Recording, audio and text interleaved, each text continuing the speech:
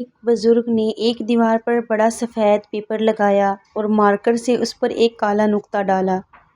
پھر لوگوں کی طرف دیکھ کر پوچھا، تمہیں کیا نظر آ رہا ہے؟ لوگ بولے، کالا نقطہ۔ بزرگ بولے، کمال ہے، اتنا بڑا سفید پیپر نظر نہیں آ رہا اور ایک چھوٹا سا نقطہ نظر آ رہا ہے۔ یہی حال لوگوں کا ہے، انہیں کسی شخص کی ساری زندگی کی اچھائیاں نظر نہیں آتی اور کی ہوئی برائی نظر آ جاتی ہے۔ انسان بھی کیا شے ہے، دولت کمانے کے لیے اپنی صحت کھو دیتا ہے اور پھر صحت کو واپس پانے کے لیے اپنی دولت کھوتا، مستقبل کو سوچ کر اپنا حال ضائع کرتا، پھر مستقبل میں اپنا ماضی یاد کر کے روتا ہے۔ جیتا ایسے ہے جیسے کبھی مرنا ہی نہیں اور مرتا ایسے ہے جیسے کبھی جیا ہی نہیں۔ کچھ رشتے اللہ تعالیٰ خود ختم کرواتا ہے تاکہ ہماری زندگی خراب نہ ہو سکے۔ بے شک وہ جو کرتا ہے بہتر کرتا ہے۔ دل مت دکھاؤ، کسی کا اتنا دل مت دکھاؤ کہ وہ اللہ کے سامنے تمہارا نام لے کر رو پڑے، کیونکہ ٹوٹے ہوئے دل کی آہ عرش تک جاتی ہے۔ تمام رشتوں میں سب سے کمزور رشتہ ہماری روح کا ہے، نہ جانے کب چھوٹ جائے۔ توبہ کرنے میں دیر مت کیجیے، کبھی کبھار بحث کرنے سے بہتر ہے جو آپ کو جیسا کہہ رہا ہے آپ ویسا تسلیم کر لیں، کیونکہ وقت کے پاس بہتر جواب ہوتا ہے۔ حضور پاک صلی اللہ علیہ وآلہ وسلم نے ارشاد فرمایا، خاموشی حکمت ہے مگر اس کو اختیار کرنے والے تھوڑے ہیں۔ جتنا بڑا دکھ ہے اتنا ہی سکھ بھی ملے گا، اگر ابھی اندھیرا ہے تو اجالا بھی ہوگا۔ تمہارے رب کا وعدہ ہے اور رب کا وعدہ کبھی غلط نہیں ہوتا۔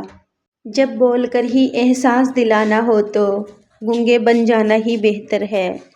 تہجد 7 آسمانوں کے پار سفر کرتی ہے، تہجد کی دعائیں کبھی مایوس نہیں کرتی۔